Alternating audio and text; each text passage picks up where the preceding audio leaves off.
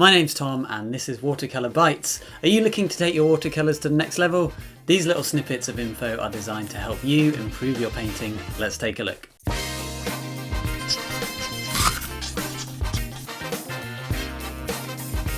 So if you're enjoying these videos, please do consider subscribing and don't forget to hit the bell to be notified of all upcoming ones.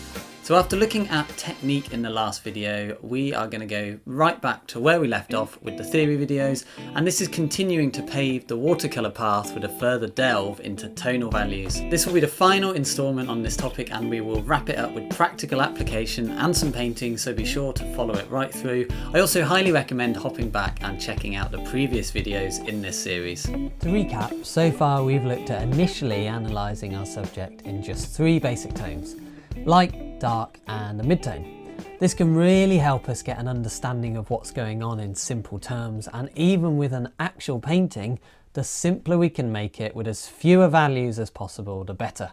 So we looked at aiming for 5 basic tones, 5 basic values, with room for just a little extra here and there. So we had 2 in the shadow group, and in the last example we made this a kind of average or dominant shadow tone.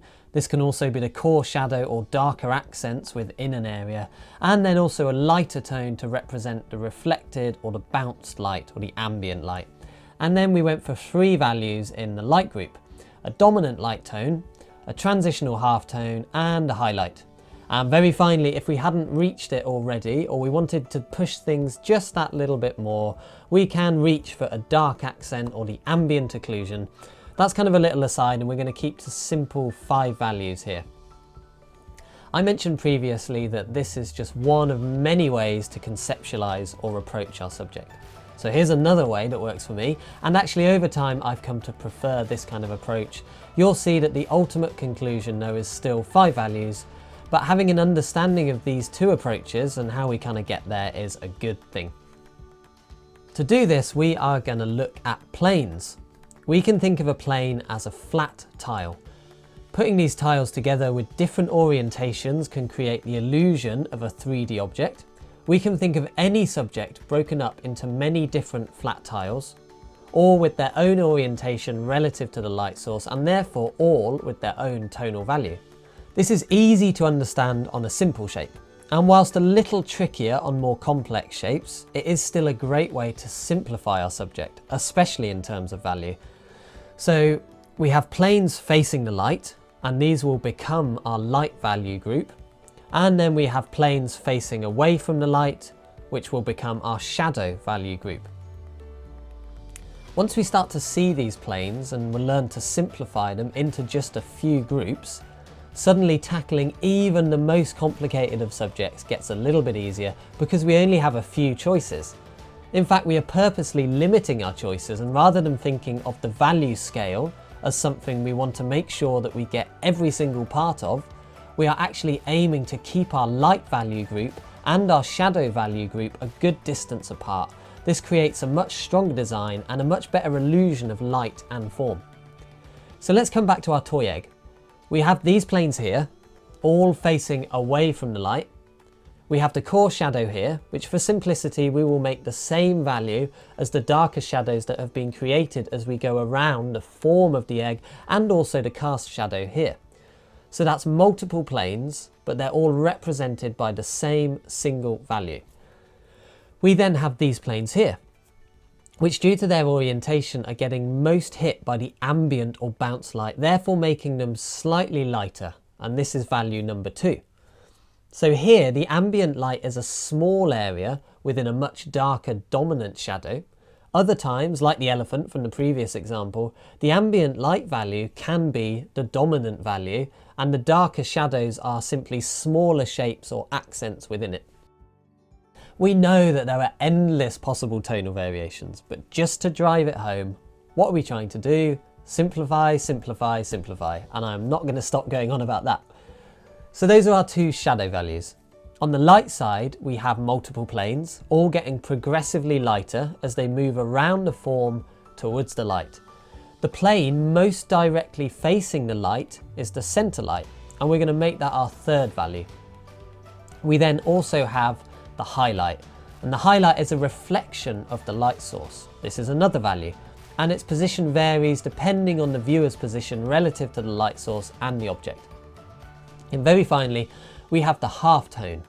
As mentioned previously, this is the area where we can get real subtlety with gentle gradations of colour, and throughout history the real masters of painting, especially portrait painters like Anders Zorn, John Singer Sargent, they had a total mastery of these subtleties within the halftone areas.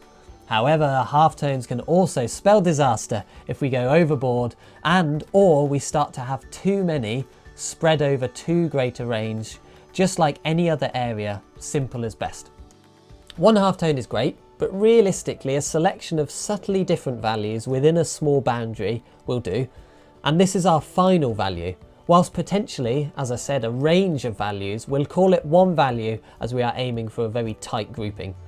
One of the joys of watercolour is that we can naturally end up with lovely gentle halftone gradations just because of the nature of the medium. So that's it, our simple 5-value approach: darker shadows, ambient or bounce light, halftone or tones, a centre light and a highlight. But what does that all mean for watercolour, I hear you cry? So let's have a look. Understanding all this can really help us develop a straightforward approach to watercolour painting, whatever our current level. Here's how. Let's think about oil and acrylic paints for a moment. Because of the nature of these mediums, we can paint light on top of dark as well as pushing the deeper darks into an area. Therefore, if we squint or blur our eyes to simplify a given area, we can then look for and block in the dominant, overall or average value, whatever you want to call it. We can then add the other values into that area. For example, we could block in the average light value. After this, not only can we paint in the darker halftones, but it's also really easy to pop the lighter tones on top, maybe the lighter halftones, the centre light and the highlights. Or we can block in a dominant shadow value for an area, then very easily paint not only the darker values into this, but also the lighter shadow values on top. However, with watercolours being a generally transparent medium that very easily goes muddy and dull when we start using too many layers, meaning we cannot generally paint an area darker and then add lighter values on top, we therefore have to work from the lightest tones first, slowly introducing the darker tones as the painting progresses. And if you're new to watercolour, this can feel really odd and alien and kind of counterintuitive, but we can take a lot of the mystery out of this and create a very logical and usable process to tackle any subject using the 5 basic value approach. Having a process like this to apply over and over again and to fall back on when we need to can be a great way to progress your watercolour painting and to get to grips with the medium. And I've got a few points to add to this process right at the end of the video, so do stay tuned. But I will also say, try always erring on the side of lighter than you think and more whites of the page than you think, because we can always go darker and we can always paint over the whites of the page if we have too many. But it is much harder to paint lighter tones back into an area and much harder to bring back the lights of the page and the highlights.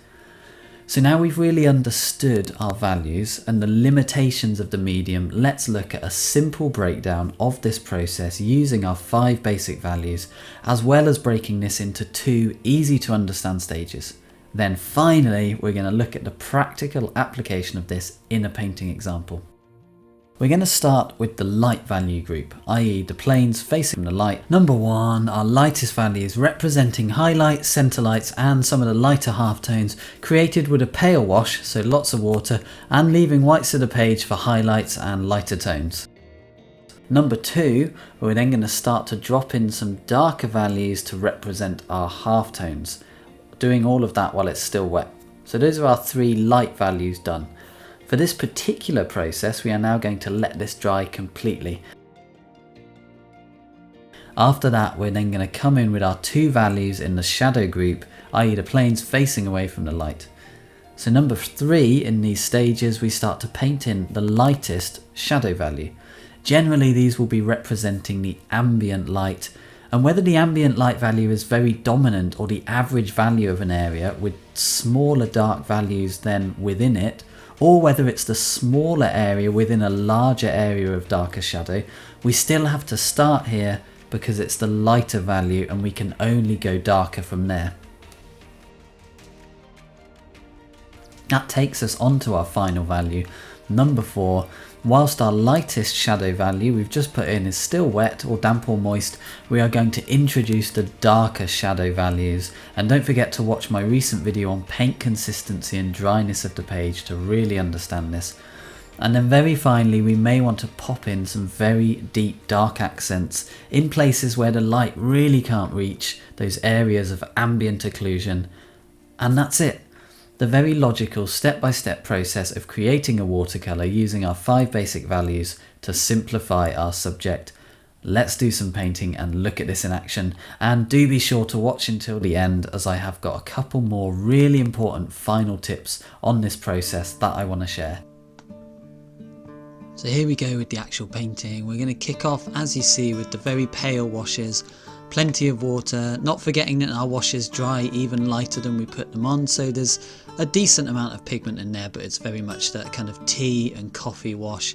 You can see in places in a sec I go just that little bit more solid with the pigment, up to probably consistency of kind of full fat milk. But here it's all about letting all of the colours flow together, being very sure to leave plenty of whites on the page. As I said, you can always get rid of some of the whites, and it's those centre lights, highlights and halftones. We let this dry off completely before going any further, and now we're effectively just working with 2 values.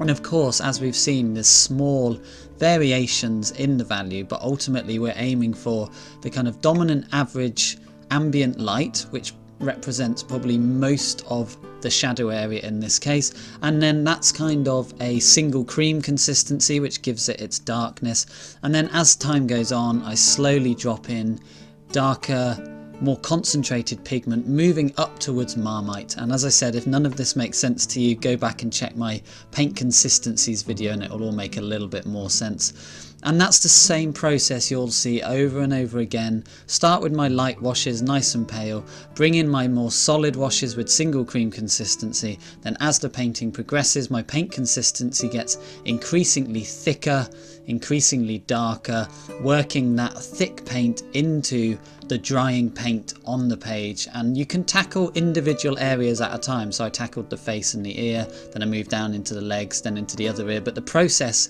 is exactly the same. And I just start with one simple colour, one simple tone, and drop those other colours into it. The tusks are slightly different. I just approach those separately, looking for a few damp wet into wet edges to make them kind of sit in the elephant a little bit more. But that's it. We want to keep it really simple, 5 values, and follow that process over and over again, and it will take you a long, long way. To finish up, I just want to add that this is a very structured process, but these are not hard and fast rules.